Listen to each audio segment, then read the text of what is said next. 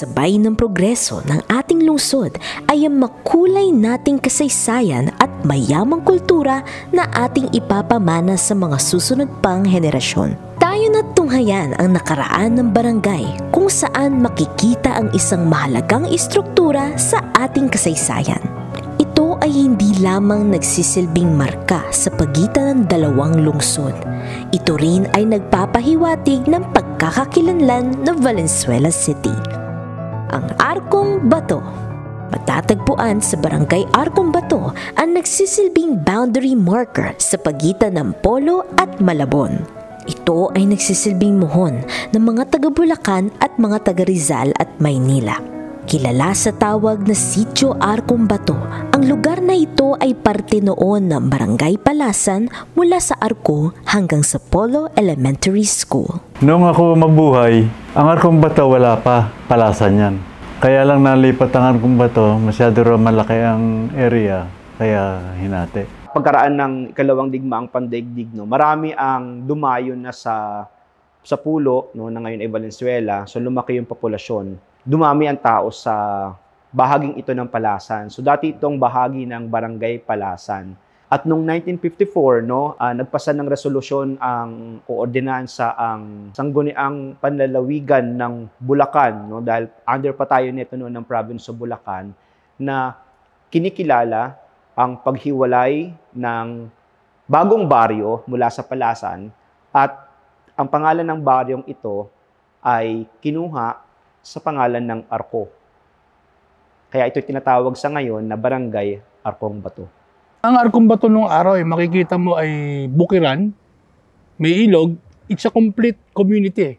Kaya nung pinapinta ko siya, kinuwento ko dun sa artist na ito yung puno ng mangga na tumba, diyan kami tumatalon sa dayami. Ito yung Arco na lubak-lubak pa nung araw. Yan, it's a complete community. Puro gulyan to. Nagsimula ang transformation ng Arkong Bato siguro mga ako'y pinanganak noong 1970. Siguro po 75, nagsimula nang dumami ang pabrika sa Arkong Bato. Dati mga 20 ang pabrika sa Arkong Bato. Walang barangay tanod na babae sa buong Valenzuela. Ako po ang nagpasimula ng barangay tanod na kababaihan sa buong Valenzuela na ngayon ginaya na ng iba't ibang barangay. Number 2, ako rin po, ang Arkong Bato rin po ang nagpasimula ng liga ang libre ay uniforme, up and down.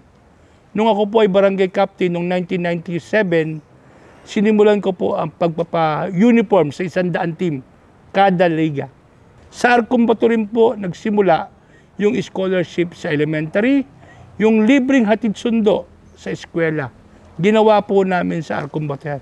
Because of cooperation ng tatay ko, at ni City Mayor Win Gatchalian, siya pa mayor noon, natulungan yung Barangay Arkong Bato unti-unti. Nagkaroon ng bagong barangay hall, yung covered court na pagawa na sa tulong ni Congressman Rex Gatchalian noon, na ngayon na Secretary Rex Gatchalian na ng DSWD, nakapagpatayo ng bagong daycare center. Kasi nung kami nag-aaral, nung daycare center noon sa Arkong Bato, doon lang sa garahe ng Lolo Pedro ko, no? So lahat ng bata, pinahiram niya ng libre yung garahe para makatulong sa mga bata dito sa Arkong Bato. But now, nakikita namin yung transformasyon, naka-aircon na yung mga bata, 2 na yung daycare center, multiple shifts na, hanggang hapon meron na nag-aaral. Pero nandoon yung pagnanais na magkaroon ng secondary school ng Arkong Bato National High School na sinimula ni tatay nung panahon na yon. Yung Arkong Bato walang high school, nanghiram lang ng pondo sa Polo National High School. Sinimulan ko ang high school. Nanghiram lang ako, pinahiram ako ng isang classroom ng Arkong Bato, PR San Diego Elementary School. Doon nagkaroon na po ng sariling campus ang Arkong Bato High School doon po sa may likod ng 3S. At the same time, meron na rin silang senior high school. Hindi po kami titigil doon dahil nangangarap pa ho ang Arkong Bato ng hindi man koleyo. Nangangarap po kami na magkaroon ng TESDA school. Hindi kami huminto sa pangarap eh. Afterwards, nakita namin marami kasing informal settler family sa Barangay Arkong Bato, no? So alam naman natin yung isang malaking trahedya, yung sunog na nangyari doon sa mga bahay na nakatira dun sa tabi ng ilog, no? Sa may Sagip Street, sa may M. Urucha Street, no? Mahaba, more than 400 families yung nasunugan. Kaya nangarap tayo na magkaroon ng pabahay sa Arcumbato. Wala sigurong pamilya na hindi nangangarap na magkaroon ng sariling tahanan.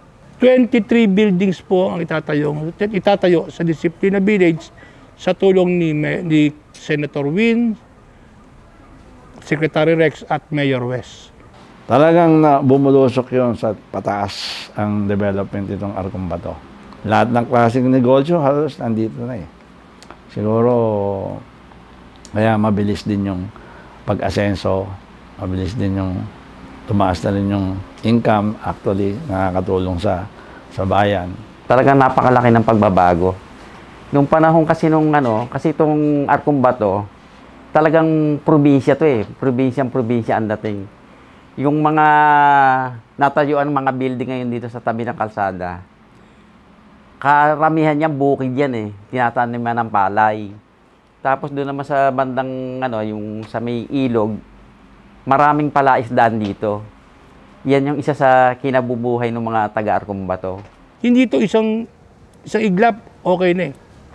Unti-unti naming binago ang Arcumbato tungo sa isang bisyon. Ano to?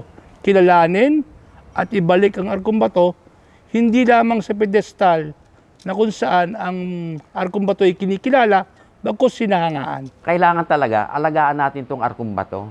Kasi lalo na para sa amin, mahal namin itong lugar na ito eh. Dito na kami pinanganak, dito kami lumaki, nagkaasawa at nagkaapo. Pinili kong manirahan dito mula kapanganakan ko hanggang sa ngayon dahil talagang pwedeng ipagmalaki kahit kanino. Alam natin yung simpleng pangarap, yan yung bumubuo sa isang mas malaking pangarap. At dun sa paglalakbay na yan, no, sinabi ng isang Chinese philosopher na si Lao Tzu, di ba? Ang paglalakbay ng 1,000 milya ay dapat magsimula sa isang maliit na hakbang. Yung mga nakaraang henerasyon ng Arcumbato ay humakbang. Meaning to say, may mga ginawa silang aksyon para magkaroon ng transformasyon o pagbabago sa barangay. Hindi kaya ng isang hakbang lang yon. At yung mga hakbang na yung multiple steps para makuha natin yung tagumpay ng ating barangay. Tuloy-tuloy yung pakikibaka ng aming barangay para masiguro na yung kinabukasan ng aming mga anak o ng mga taga-Arcumbato ay magiging maayos at kaaya-aya.